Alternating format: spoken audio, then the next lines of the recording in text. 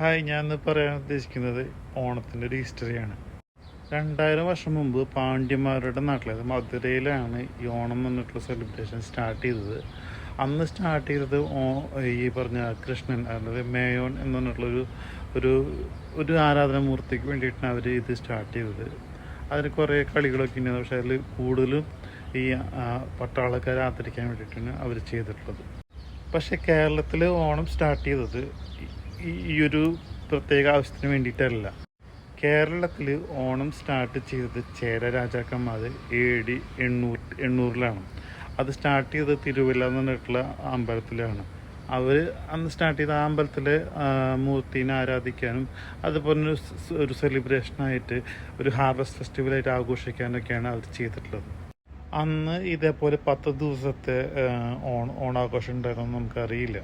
അന്ന് ഇത് ശരിക്കും ഒരു ഹാർവസ്റ്റ് ഫെസ്റ്റിവൽ മാത്രമായിരുന്നു. അതായത് കുറേ പേർക്ക് സദ്യ കൊടുക്കുക, ബ്രാഹ്മണന്മാർക്ക് സദ്യ കൊടുക്കുക, അതുപോലെ തന്നെ ഈ പറയുന്ന അഗ്രികൾച്ചർ സപ്പോർട്ട് ചെയ്തിട്ടുള്ള ആൾക്കാർക്ക് വേണ്ടിയിട്ട് പ്രൊവിഷൻസ് കൊടുക്കുക, അങ്ങനെയൊക്കെയുള്ളതാണ്.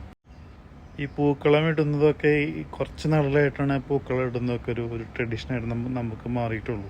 ഈ പൂക്കളം ഇടുന്നതിൻ്റെ ട്രഡീഷൻ എന്ന് പറയുന്നത് പാണ്ഡ്യന്മാരുടെ നാട്ടിലെ ട്രഡീഷൻ, അതായത് തമിഴന്മാരുടെ ട്രഡീഷനാണ് പൂക്കളം ഇടാന്ന് പറയുന്നത്. അത് നമ്മൾ അഡോപ്റ്റ് ചെയ്തതാണ്. ഇത് റീസെൻ്റാണ്, വളരെ റീസെൻ്റായിട്ടാണ് അത് നമ്മുടെ ട്രഡീഷനിലേക്ക് വന്നിട്ടുള്ളത്. അപ്പോൾ ഇതൊരു നമ്മുടെ കസ്റ്റമല്ല.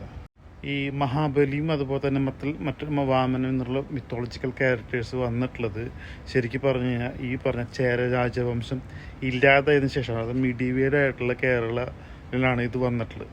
അത് ഓണത്തോട് കൂട്ടി ചേർക്കപ്പെട്ടിട്ടുള്ളത്.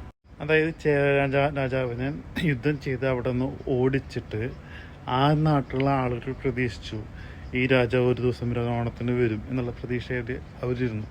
ആ ഒരു സ്റ്റോറിയോട് ബന്ധപ്പെട്ടാണ് ഈ മിത്തോളജിക്കലായിട്ടുള്ള സ്റ്റോറി ഇതിൽ ആഡ് ചെയ്യപ്പെട്ടിട്ടുള്ളത്. മഹാബലിയും വാമനനും ഒരു ഹിസ്റ്റോറിക്കലായിട്ടുള്ള ക്യാരക്ടേഴ്സ് അല്ല, അതൊക്കെ ഒരു മിത്തോളജിക്കൽ ക്യാരക്ടേഴ്സാണ്. ഇതിനോടൊരു ഈ പറഞ്ഞ ഹിസ്റ്ററീനെ ഒന്ന് കൂട്ടുപിടിച്ച് ഒരു ആരാധന സിസ്റ്റം ആക്കി മാറ്റിയിട്ടുള്ള ഒരു രീതിയാണ് നമുക്ക് കാണാൻ പറ്റുക. അപ്പോൾ ഈ ഹാർവസ്റ്റ് ഫെസ്റ്റിവലായിട്ട് മാത്രമാണ് ഓണത്തിന് നമുക്ക് കാണേണ്ടതുള്ളൂ. ബാക്കിയുള്ളതൊക്കെ മിത്തോളജിക്കലായിട്ടുള്ള ഒരു ട്രഡീഷൻ രൂപപ്പെട്ട് വന്നിട്ടുള്ളതാണ്.